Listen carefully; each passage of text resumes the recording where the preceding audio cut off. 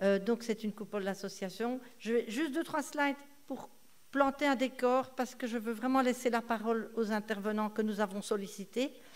Juste vous dire en 2 mots, cette plateforme, qu'est-ce qu'on fait, de la concertation entre associations et avec les autres parties prenantes. On sensibilise le grand public aux enjeux du développement durable et de l'agenda 2030 et des 17 ODD. Et là, on est vraiment en plein dans l'ODD 11, où il est justement question de comment les villes et communautés s'organisent en cas de catastrophe.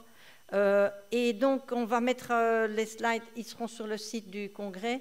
Mais en tout cas, nous, on aura à cœur aussi de vous mettre des informations en ligne pour que vous puissiez retrouver ce à quoi il sera fait référence aujourd'hui.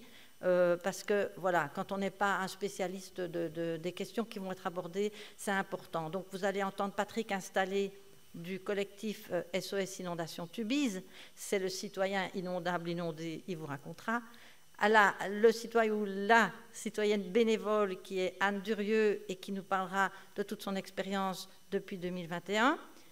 Benjamin Langlais de la province de Hainaut qui va nous apporter plutôt le point de vue de l'ingénierie technique et d'un service provincial et l'évolution de la conception des ouvrages. Et puis Karel Wettak de la Task Force Vesdre qui va nous parler du schéma stratégique du bassin Vesdre, master plan, des ateliers qui ont eu lieu avec la société civile et d'une expo qui aura lieu à Verviers du 1 au 15 juillet.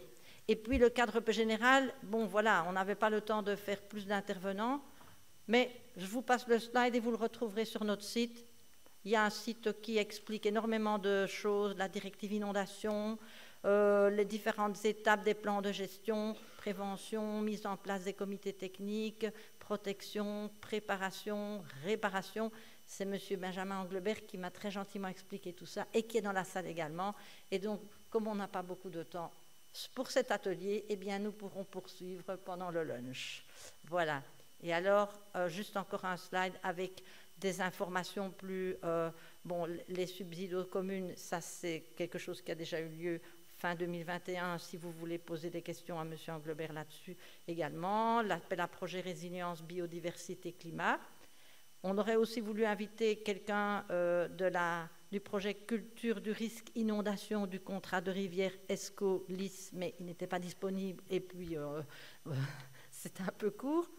Mais si vous ne connaissiez pas ce projet, vous pouvez aller voir leur site et sachez aussi qu'il va être non seulement renouvelé, mais ouvert à d'autres contrats de rivière.